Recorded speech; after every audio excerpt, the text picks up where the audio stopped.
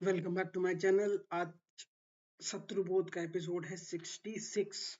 आज बात करेंगे sharia in Ireland and London के बारे में, यूके के बारे में। ठीक है, अब कैसे यहाँ पे शरिया जो है वो आने वाला है या आ चुका है। हम्म और कैसे जो ये बीबीसी भारत को ज्ञान देती थी, है ना, कि भारत में जो है 2012 में निर्भया गैंग रेप हुआ था ना, तो उसकी जो है भारत को जो है ज्ञान देती थी कि कितने भारत में लोग जो है क्रिमिनल्स हैं। इनके अपने घर में क्या हाल हो रखा है पहले ये समझ लेते हैं। ठीक है, अमेरिका के बारे में आज बात नहीं करेंगे क्योंकि उनके पास भी एक प्रॉब्लम है, बट उसके बारे में किसी दिन अलग से बात करेंगे। मिनीसोटा की प्रॉब्लम, सरिया लगने वाला है मिनीसोटा में। ठीक है, तो लंदन जो है वो बहुत दिनों, जैसे वर्ल्ड वॉर 2 के बाद से जो है जो जो लोग लंदन जाना चाहते थे उनको वो लंदन लेके गया, खासकर सिपाहियों को। भारत के सिपाहियों में भी बहुत सारे सिपाही जो हैं लंदन गए, बहुत सारी गोरखा बटालियंस जो हैं वो लंदन गई। तो उसके साथ ही जो है बहुत सारे मुस्लिम सोल्जर्स जो जिन्ना ने भर्ती करवाए थे ब्रिटिश इंडियन आर्मी में, वो सब के सब चले गए लंदन। ठीक है, अब देखिए वहां से मामला बिगड़ा रही। मामला कहाँ से बिगड़ा है ये देखिए आप। लंदन को लगा था कि ये लोग जो है हमेशा मीनियल जॉब्स करेंगे हमारे देश में, है ना, और थर्ड क्वालिटी जॉब्स इनसे करवाएंगे, जैसे आपका टैक्सी वाला काम हो गया, सफाई हो गया, है ना, ये सब काम कराएंगे, काम इनसे लोगों से करवाएंगे। But over the time in लोगों ने उस इमिग्रेशन पॉलिसी का फायदा उठा के 2 शादियां, 3 शादियां, 4 शादियां करके ज्यादा से ज्यादा लोगों को पाकिस्तान से वो ले आए आपके लंदन में। यहाँ पे पाकिस्तान का नाम बार बार आता है क्योंकि एक वो टाउन है ल्यूटन करके लंदन में, वहां की एक कहानी सुनाता है टॉमी रॉबिन्सन करके। ठीक है, सारा फोकस उसी पे रहेगा, एक टॉमी रॉबिन्सन पे। और आयरलैंड का एक आदमी है कॉनर मैकग्रेगर। ठीक है, कॉनर मैकग्रेगर एमएमए फाइट करते हैं, मिक्स्ड मार्शल आर्ट्स फाइट करते हैं, खून खराबा वाली लड़ाइयाँ, है ना। तो वो जो है वो कह रहा है कि आयरलैंड के लोगों ने इतना ज्यादा इमिग्रेशन ले लिया है पहले से कि अब हम लोग जो है बर्दाश्त से बाहर है, और हम लोग जो है वो इमिग्रेशन पे बिल्कुल भी वो नहीं करेंगे, और ये करेंगे और वो करेंगे करके पूरा बवाल मचा रखा है। क्यों इम्पोर्टेंट है लंदन और आयरलैंड को डिस्कस करना, है ना, बहुत दूर है, मरे तो मरे, गोरे हैं, हम लोगों से उनका क्या रिश्ता है, क्यों भारत जो है वो इनके बारे में चिंता करे।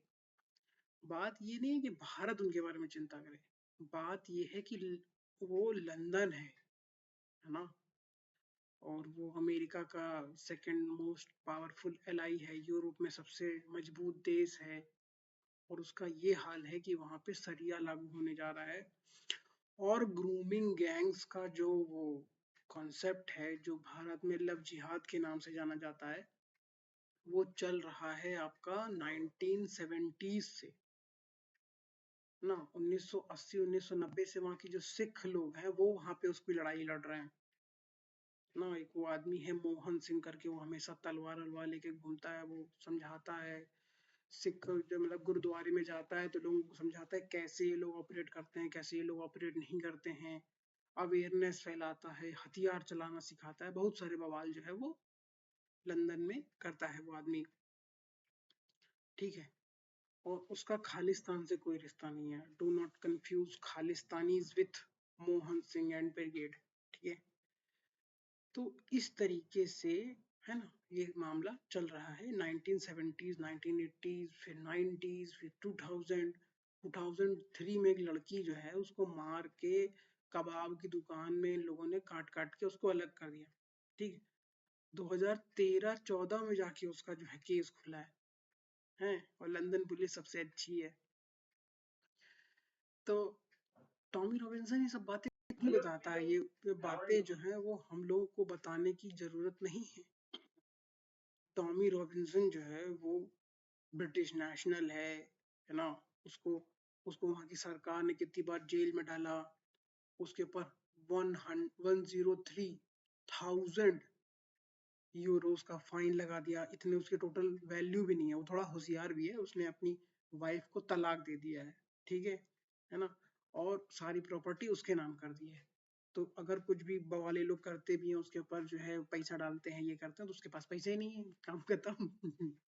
तो ना लड़ाई लड़ने के लिए भी जो है बड़ा माइंडसेट की जरूरत है। सोचिए लड़का 20 साल से जो है 2002-2003 से जो है लगातार लड़ रहा है।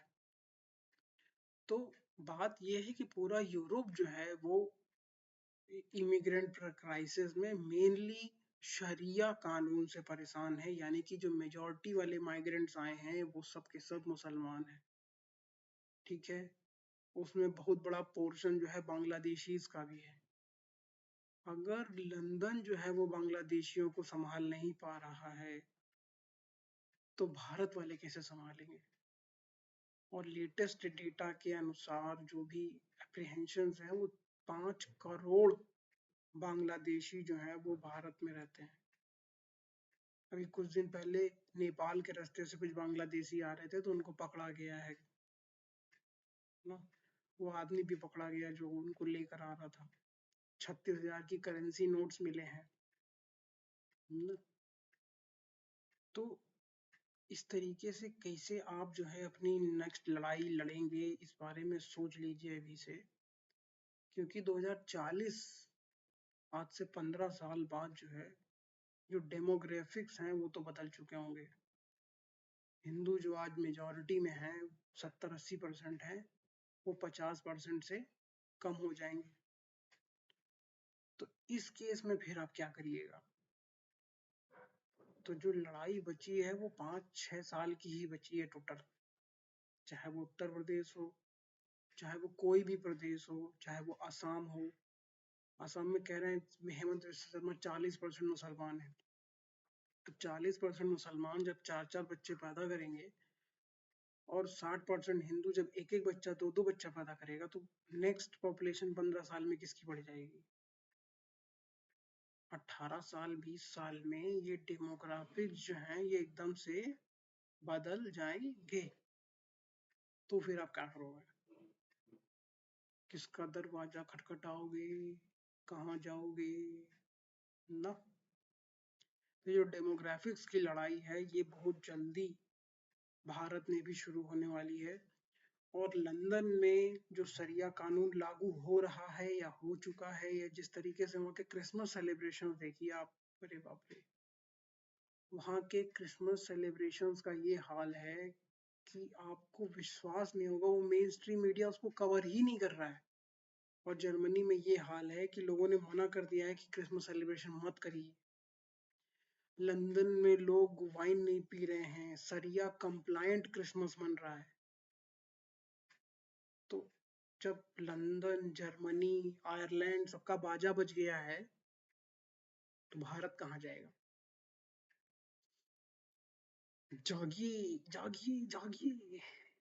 अरे मतलब जागने का कोई वो नहीं है, लेकिन फिर भी ये सब चीजें जो हैं ये एग्जिस्टेंशियल क्राइसिस हैं। ये कश्मीर वाली सिचुएशन आपको पहुंचा देंगी फिर से, कि पहले बंदा 20% था, फिर 30%, फिर 40%, फिर 50%, फिर 70%, फिर आपको भगा दिया, अब वो 90% है वहां पे।